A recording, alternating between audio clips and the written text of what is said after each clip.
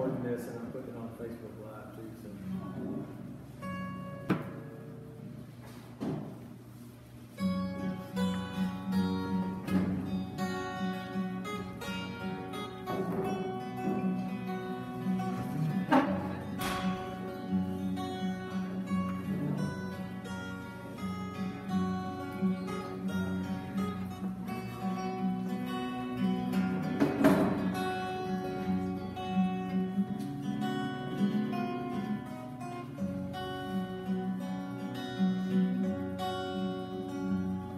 When the morning comes, sun creeping up above the horizon, the cowboys jingle and the horses, they come trotting in, and the day begins.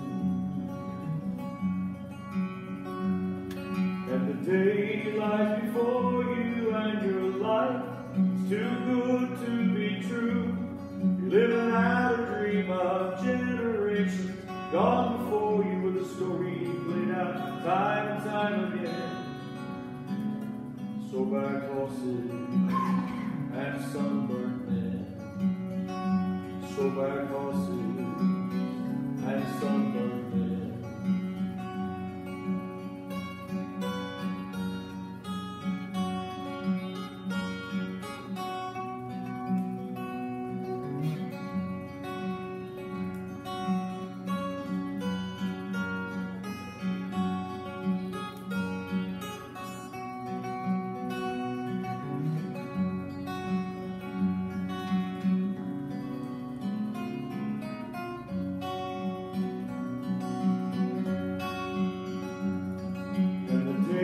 Lies before you, and your life is too good to be true. You're living out a dream of generations gone before you, with a story played out time and time again. Sore-back horses and sunburned men. Sore-back horses and sunburned men. Sore-back horses and sunburned men.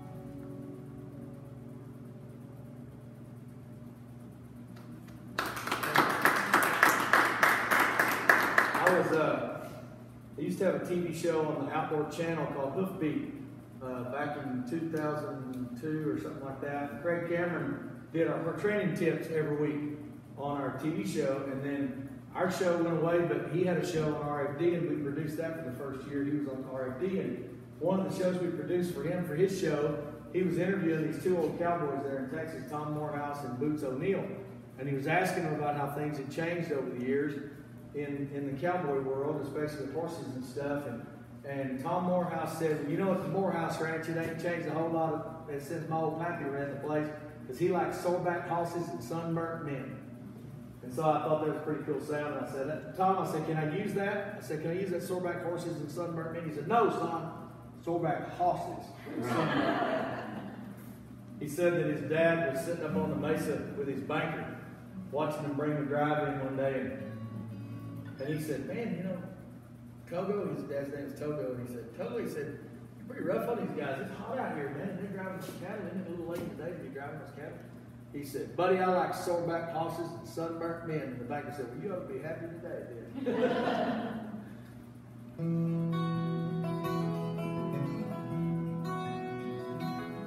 From the day that I was born, I knew just what I'd be. There never was a question in my mind. And I was old enough to go out and find my way. I left my home, family far behind. They cried the day you left, begged me not to go. Don't roam around this country all alone. But I've never sleeping alone beneath the stars above. The prairie and the sky, they are my home. I ride across the valleys and the mountains low, and I leave a dusty trail where I ride. I left it all behind for the cattle go, and I'll be riding down the trail the day I die.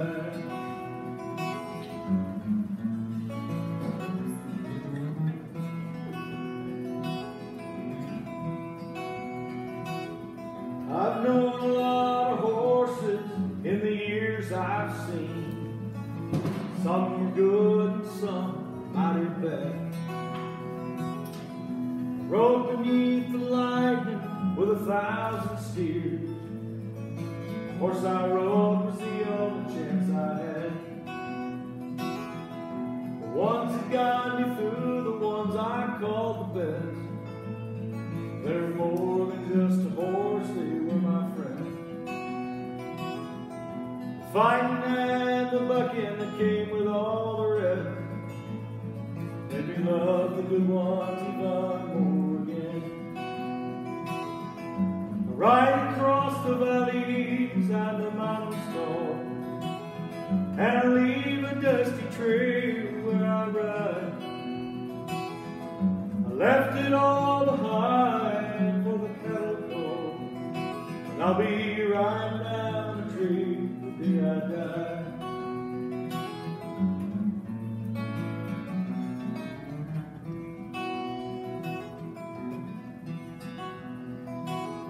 When my time on earth is done and they lay me in the ground, and they say their final word when I'm gone,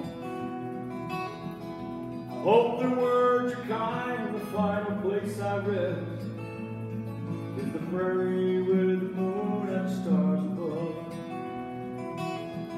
I ride across the valleys and the mountains tall, and I leave a dusty trail where I ride. I left it all behind for the cattle call, and I'll be riding down the trail the day I die. I ride across the valleys and the mountains tall, and I leave a dusty trail where I ride. Left it all behind for the cattle call, and I'll be riding down the trail the day I die. Left it all behind for the cattle call, and I'll be riding down the trail the day I die.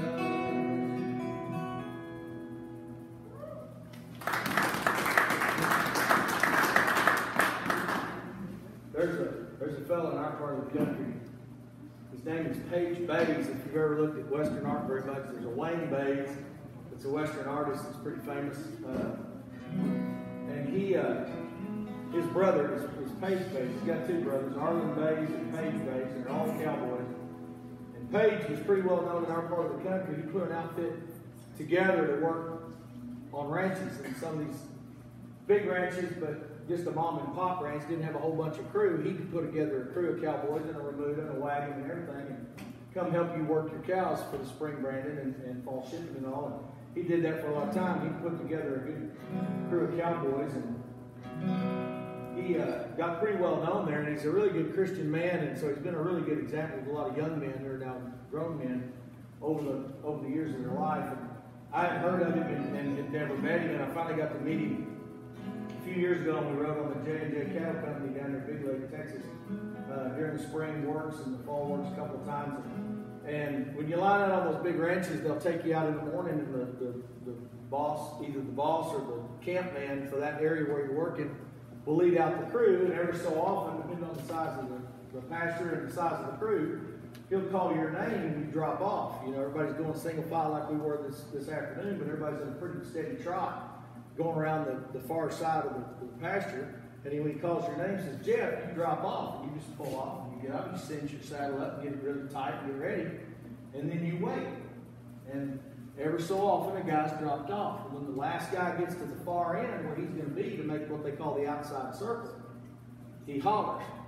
And he may yelp or he may holler or whatever, and down the line you just holler, holler, holler until everybody hears, and that's when you start moving. You move through the brush and you gather cattle that way. And you get and that outside circle is slowly coming around. He's got to move. I mean, he's got to trot because he's got to get on faster than everybody else. And generally, you'll do it to where you circle around all the way to that corner and then back down there if it's a big square pasture. And generally, if you're on an outfit for a period of time, you're next to the same guys every day. And as you're going through the brush, you kind of zigzag. You see him over there, and you see him over here, zigzagging through the brush to push the cattle that direction. And I was next to Mr. Page, they call him, every day, right? And I got to have, once you get up to the herd and everybody's just pushing the herd in, you get to have some pretty good conversations. And this is based on a conversation I had with Mr. Page.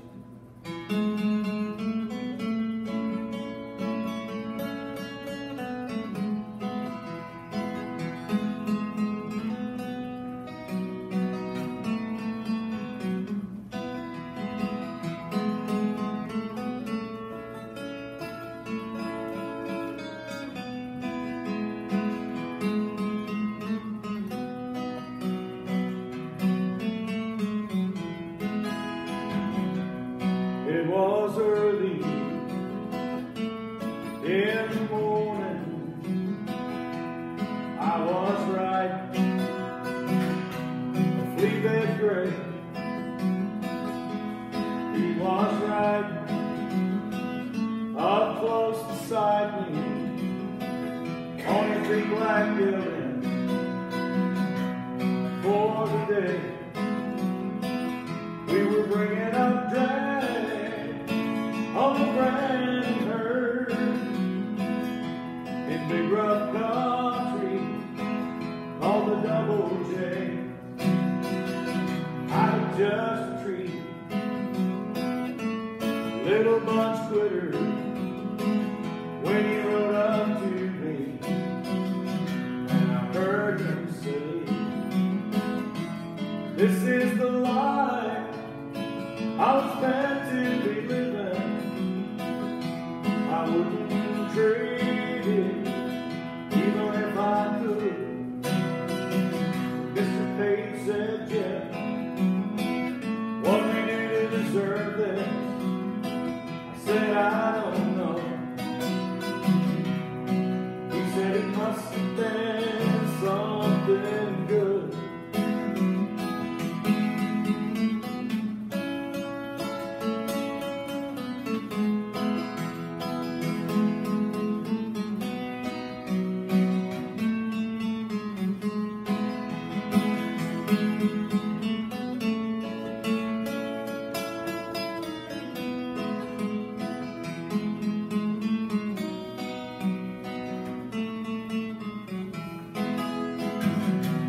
This old world passing me by. Everything's just moving way too fast. The world has progressed too far to understand someone retreating to the past. But you know, sometimes when I get discouraged and I get down, I think of that day, bringing up drag, that big rough country, when he rode up to me, and I heard him say, "This is the life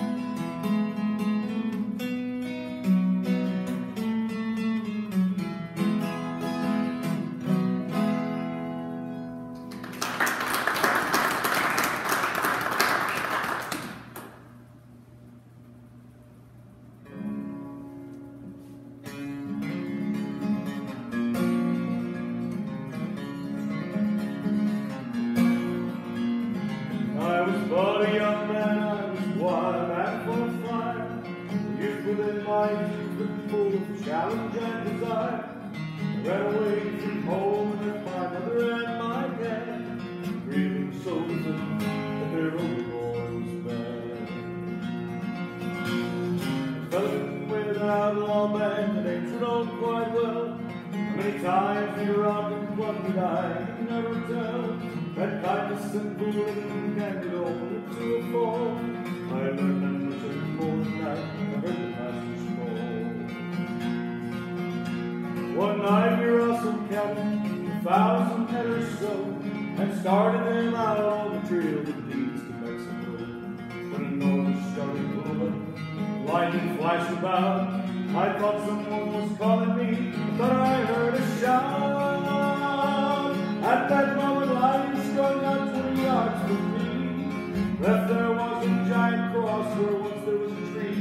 And this time I heard a voice so sweet and plain, a voice that came from everywhere, a voice that called my name.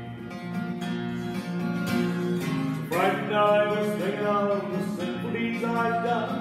I failed to see the 1,000 head of cattle start to run. Cattle they stampeded and were running all around. My pony ran with stomach and he threw me to the ground.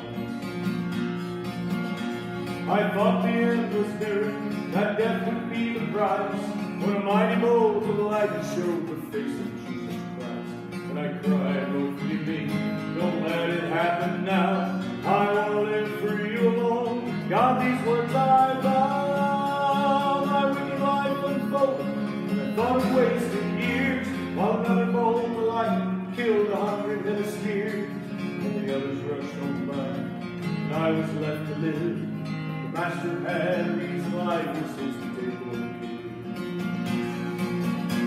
A miracle performed that night, I wasn't meant to die. The dead ones formed a barricade 6 or 7 high. Right behind there was I, afraid but safe and sound. I cried and begged for mercy, did never want to drown. Pardon I was granted and my sinful soul set free. No more to face the angry waves upon life's stormy sea. Forgiven by the love of God, a love that will remain. I gave my life and soul tonight, and Savior called my name. I gave my life and soul tonight, the Savior called my name.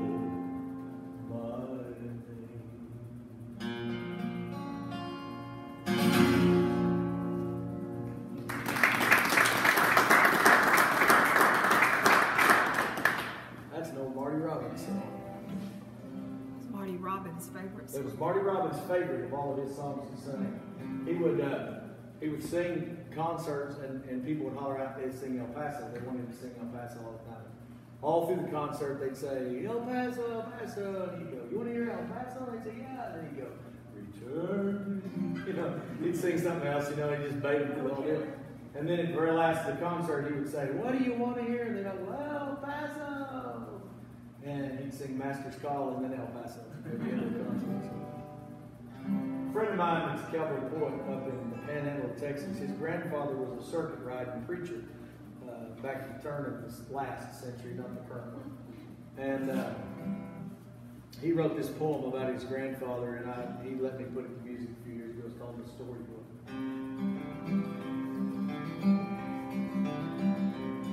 My grandpa was a circuit preacher, rode horseback across the land, preaching to the multitude from a book he held in his hand. It was dog-eared at the corner, cover smooth and worn, edges trimmed and faded gold, and not a page was torn. He said it was his storybook, a truly wondrous thing. He'd read to me for hours as a child as we sat on the front porch swing. And through those stories we traveled many a foreign land.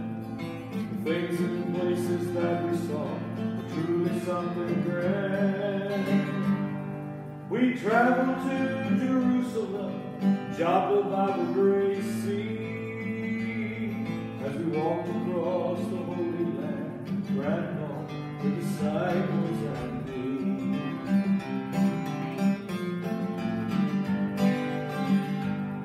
We saw the waters parted by the edge of the Red Sea. And then we walked across there high and dry, Grandpa, Moses, and me. We went to ancient Babylon, and all we did see, where we saw the writings of God, Grandpa, Daniel, and me. We cast our nets across the waters by the shores of Galilee. And we drew up fishes and souls of men, Grandpa, Peter, and me. We witnessed all kinds of miracles, numerous wonders we'd see, as we walked across the Holy Land, Grandpa, the disciples and me. But the greatest journey that I'll make is one that's yet to be, as I travel to the great beyond, Grandpa, Jesus and me. Moses and Daniel, Peter and my disciples, Grandpa, Jesus and me. Grandpa, Jesus and me.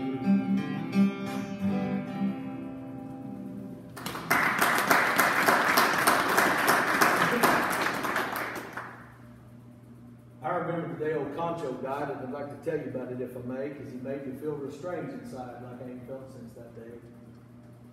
We was alone there in the bunkhouse. He was sick, and I was aching from a bronc that drove me the day before about my keen riding skill. I was mistaken. But all the time he was there in the bunkhouse, he hadn't said a word until all of a sudden, though soft, it startled me in a break in the silence I heard. "Come over here, son," he gravely said, and I listened to him say about all the things he'd done in his life and what he'd like to have done in his day. He talked of open ranges and all the places that he'd known, the big outfits he'd ridden for, from Montana to Old Mexico. He talked about the friends he'd lost in Germany in the war. A tear rolled down his wrinkled cheek as he paused, and then he named some more. He asked me to read the Bible, Psalm 23, I believe. "The Lord is my shepherd, I shall not want." And then he took hold of my sleeve and he said, "Son, let no man mock you when you pray to Christ our Lord. And look for all the answers in life within his holy word. Hold roping skill and riding's important here in this life we live, but as you travel this journey, my son, there's something more important to give. Oh, teach those skills to the young ones," he said. Boy, you sure taught me. "But leave with them also the knowledge you have of what Christ did for you and for me." He breathed in deep a couple of times and then he sort of sighed. Still clutching my arm, but with a smile on his face. He softly and quietly died. I'll never forget the things he said, how he made me feel that day.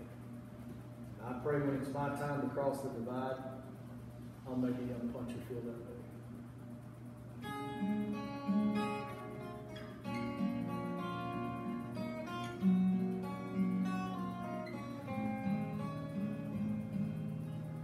Jesus always chose the weakest men. Beggars, thieves, and harlots were his friends, and most of them stayed with him to the end. Oh, Jesus always chose the weakest men. I said, "Lord, why have I received these blessings? Stumble and I fall all the time. And I remember David and Bathsheba, and it seems to me he's always liked my kind. 'Cause Jesus always chose the weakest men. Beggars, thieves, and harlots were his friends, and most of them stayed with him to the end. Oh, Jesus always chose the weakest men."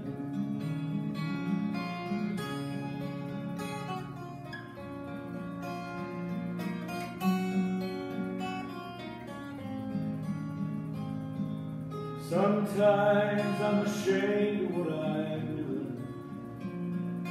He is always there to hold my hand. He seems to understand the weak man's doing. Though he ain't weak, somehow he understands. 'Cause Jesus always chose the weakest men. Beggars, thieves, and harlots were his friends, and most of them stayed with them to the end. Oh, Jesus always chose the weakest men. Jesus always chose the weakest men. That's why most of us will fit right in, and I will praise his name unto the end. Oh, Jesus always chose the weakest men. Oh, Jesus always chose the weakest men.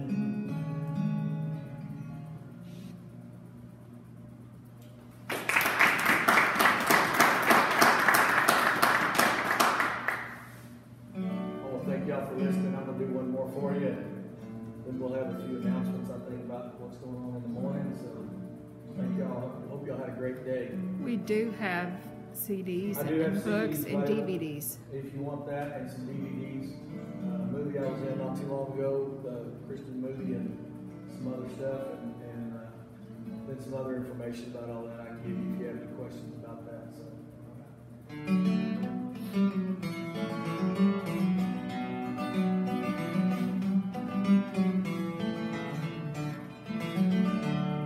When I ride out on the morning and the sun begins to rise, face the starting of another day.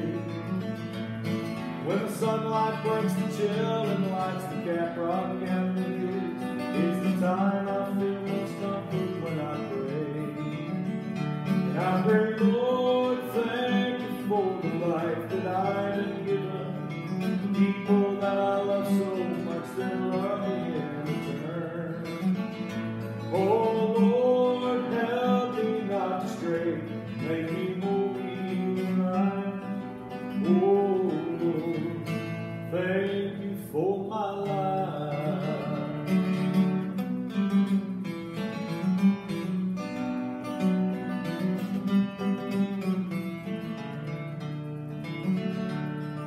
The riches of this life could never pass what I've been given, with my wife and my children by my side. So believe me when I say that when I bow my head to pray, I'll be thankful we have Jesus in our lives. And I pray, Lord, thank you for the life that I've been given, the people that I love so much that love me in return.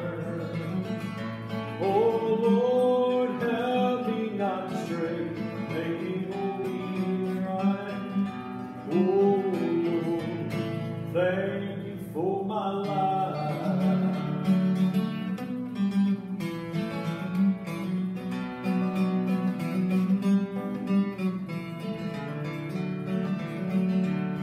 So remember when you look upon the life that you've been given, and the comfort that God's blessing